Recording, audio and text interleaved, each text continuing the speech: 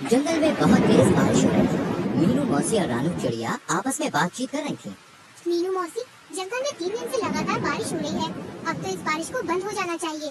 तुम सही कह रही हो रानू, लगातार हो रही बारिश से सभी बहुत ज्यादा परेशान हैं और चिंतित भी। मैं जरा जंगल में एक चक्कर लगा कर आती हूँ। इतना बोलकर रानू चिड़िया बारिश के बीच उड़ने लगी। रानू चिड़िया उड़ते हुए कुछ ही दूर गई थी कि तभी उसकी नजर एक बकरी के बच्चे पर पड़ी, जो कि बारिश में भीगता हुआ कांप रहा था। अरे ये बकरी का बच्चा तो ठंड में कांप रहा है। लगता है ये अपने घर का रास्ता भूल गया है। रानू चिड़िया ने इतना कहा ही था कि तभी रानू चिड़िया की नजर उस बकरी के बच्चे से थोड़ी दूर खड़े हुए एक पेड़ के पास एक भेड़िए पर पड़ी। ये भेड़िया तो हमारे जंगल का मालूम नहीं होता, ये तो किसी दूसरे जंगल का लगता है। रानू चिड़िया उड़ते हुए भेड़िए के पास पहुंच गए। कौन हो तुम? मैं अपने जंगल के सभी प्राणियों को जानती हूँ। तुम तो इस जंगल के नहीं लगते। तुम सही कह रही हो, मैं इस जंगल का नहीं हूँ। मैं इस जंगल से गुजर रहा था कि तभी बारिश शुरू हो गई। बारिश से बचने के लिए मैं इस जंगल में रुक गया। जब बारिश बंद हो जाएगी तो मैं चला जाऊंगा। ठीक है। इतना बोलकर रानू चिड़िया उस बकरी के बच्चे के पास जाकर बोली, तुम यहाँ पर क्या कर रहे हो? तुम्हारी माँ कहाँ है और तुम्हारा नाम क्या है? मेरा नाम गोलू है। मैं बारिश में खेल रहा था, मगर खेलते खेलते बहुत दूर निकल आया और घर का रास्ता भूल गया। इतना बोलकर गोलू रोने लगा। तुम चिंता मत करो, मैं तुम्हें तुम्हारे घर ले जाऊंगी।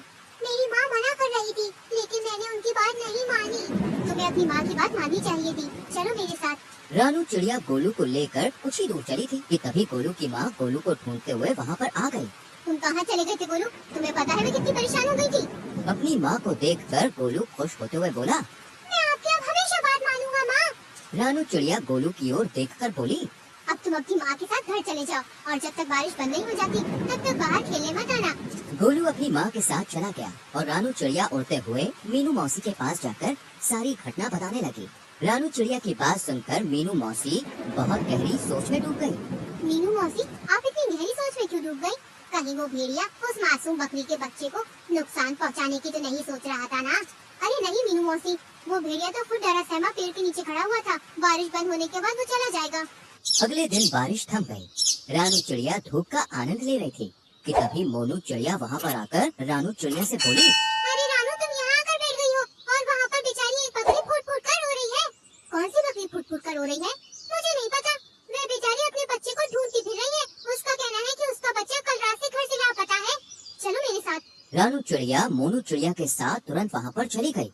उसने देखा वह बकरी गोलू की माँ थी। रानू चिड़िया उसके पास जाकर बोली, क्या हुआ? तुम रो क्यों रही हो? कल मैं अपने गोलू को घर पर ले गई थी। सुबह जब मेरी आँख खुली तो वो घर से गायब था। मैंने पूरा जंगल छान मारा मगर वो कहीं नहीं मिला। तुम घबराओ मत, मैं अभी उसे तलाश करती हूँ। रानू चिड़िया गोलू को ढूंढने लगी। तभी उसकी नजर एक पेड़ के नीचे उसी भेड़िए पर जा पड़ी, जो कि आराम से लेटा हुआ था। रानू चिड़िया उस भेड़िए के पास जाकर बोली, क्या तुमने एक बकरी के बच्चे को कहीं देखा है? वही बकरी का बच्चा जो कल बारिश में भीग रहा था। मैंने किसी बकरी के बच्चे को नहीं देखा। वैसे तो तुम कह रहे थे कि बारिश होने के बाद तुम यहाँ से चले जाओगे। हाँ हाँ, चला जाऊंगा। तुम तो ऐसे बोल रही हो जैसे कि इस जंगल की राजा हो और यहाँ पर तुम्हारा ही अधिकार चलता है। अरे मेरी जब मर्जी होगी मैं यहाँ से चला जाऊंगा। रानू चिड़िया अपने मन ही मन में बोली, मुझे तो इस भेड़िए पर शक हो रहा है। मुझे जंगल के राजा शेर से इसकी शिकायत करनी होगी। रानू चिड़िया जंगल के राजा शेर के पास चली गई और सारी घटना बताती हुई बोली, मुझे उस भेड़िए पर शक हो रहा है। तभी शेर क्रोधित होकर रानू चिड़िया से बोला, इसका मतलब वो भेड़िया सही बोल रहा था। तुम हमेशा जंगल के प्राणियों के खिलाफ मेरे कान भरती रहती हो। ये आपको क्या हो गया महाराज? तभी रानू चिड़िया ने देखा वो भेड़िया गुफा के दूसरे हिस्से से निकलकर गोलू के साथ वहाँ पर आकर शेर के सामने खड़ा हो गया। रानू चिड़िया हैरत से इस दृश्य को देखने लगी। महाराज, जब मुझे पता चला कि ये बकरी का बच्चा कल से गायब है तो मैं जंगल में उसकी तलाश के लिए निकल गया। मगर मैं जानता था कि ये रानू चिड़िया मेरे खिलाफ आपके कान जरूर भरने आई थी, इसलिए मैंने आपको पहले ही सब कुछ बता दिया था। महाराज, इस रानू चिड़िया के कारण ही दूसरे जंगल का कोई भी प्राणी आपके जंगल में नहीं आता। शेर रानू चिड़िया की ओर देखकर बोला, और तुम कह रही थी कि इस भेड़िया ने बेचारी बकरी के बच्चे को मार डाला, मगर ये तुम्हारे आने से पहले ही इसे यहाँ सही सलामत ले आया। तुम्हें अब सजा मिलेगी, तुम्हें जेल में डाल दिया जाएगा। इतना बोलकर शेर ने अपने सिपाहियों को आदेश दे दिया और रानू चिड़िया को एक पिंजरे में बंद कर दिया। शेर भेड़िए की ओर देखकर बोला, तुम्हारी जब तक मर्जी हो तुम यहाँ पर रह सकते हो। भेड़िया खुश होकर वहाँ से चला गया। इधर मोनू चिड़िया इस सारे दृश्य को देख रही थी। वह तुरंत मीनू मौसी के पास पहुँच गई और सारी घटना बताते हुए बोली, कुछ कीजिए मीनू मौसी, जंगल के राजा शेर ने रानू चिड़िया को बंदी बना लिया है। मीनू मौसी गहरी सोच में डूबते हुए बोली। जब रानू चिड़िया ने मुझे बताया था कि वो भेड़िया एक पेड़ के नीचे खड़ा हुआ उस बकरी के बच्चे को देख रहा था, मुझे तभी कुछ न कुछ गड़बड़ लग रही थी। जो भी हो, लेकिन आप कुछ भी करके रानू चिड़िया को उस पिंजरे से बाहर निकालिए। चिंता मत करो मोनू, हम दोनों को अभी फिलहाल कुछ नहीं करना, हमें सिर्फ उस भेड़िए पर गहरी नजर रखनी होगी। पहले हमें पता चलना चाहिए कि उस भेड़िए के दिमाग में आखिर चल क्या रहा है, आखिर ये कौन सा मकसद लेकर इस जंगल में आया है। मीनू मौसी और मोनू चिड़िया उस दिन से उस भेड़िए पर नजर रखने लगी। वह भेड़िया दिन भर जंगल में घूमता और दूसरे जानवरों का मांस छीनकर खा लेता। जब भी कोई जानवर अपना मांस देने में आनाकानी करता तो वो धौंस दिखाते हुए खुद को जंगल के राजा शेर का दोस्त बताकर डरा देता उन्हें। एक दिन भेड़िया टहलते टहलते गोलू बकरी के घर के नजदीक चला गया। गोलू अपने घर के बाहर खेल रहा था। भेड़िया उसे अजीब सी नजरों से देखने लगा, मगर उसे नहीं पता था कि मीनू मौसी उस पर नजर रख रही है। मीनू मौसी तुरंत ही मोनू चिड़िया की ओर देखकर बोली, जाओ जल्दी से महाराज को बुला लाओ। लेकिन महाराज क्या मेरी बात सुनेंगे? तुम्हें कैसे भी करके महाराज को यहाँ पर लाना है। मुझे इस भेड़िए के इरादे सही नहीं लग रहे और महाराज का यहाँ आना बहुत जरूरी है। मीनू मौसी की बात सुनकर मोनू चिड़िया सीधे उड़ती हुई जंगल के राजा शेर के पास पहुँच गई। यहाँ पर क्यों आई हो मोनू? महाराज, आपको अभी और इसी वक्त मेरे साथ चलना होगा। मुझे अब चिड़ियों पर भरोसा नहीं रहा। सोच लीजिए महाराज, कहीं ऐसा ना हो कि आगे जाकर आपको अपने फैसले पर पछताना पड़े। लेकिन तुम मुझे कहाँ ले जाना चाहती हो? आप मेरे साथ चलिए और आप अपनी आंखों से देख लीजिए कि मैं आपको क्या दिखाना चाहती हूँ। शेर राजा मोनू चिड़िया के साथ सीधा उस जगह पर चला गया। तभी मीनू मौसी शेर राजा के पास आकर बोली, महाराज, उस पेड़ के पीछे छुप जाइए और स्वयं अपनी आंखों से देख लीजिए।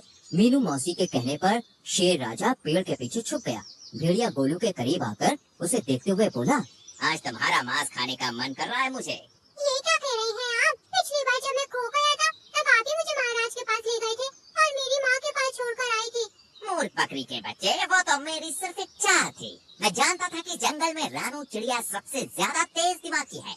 मैंने उसे फंसाने की योजना बनाई थी। मैं कुछ समझा नहीं। जब तू सो रहा था ना, तब मैं चुपके से तुझे अपने मुंह में दबाकर जंगल के दूसरे हिस्से में छोड़ आया था और फिर खुद ही तुझे जगाकर महाराज के पास छोड़ आया।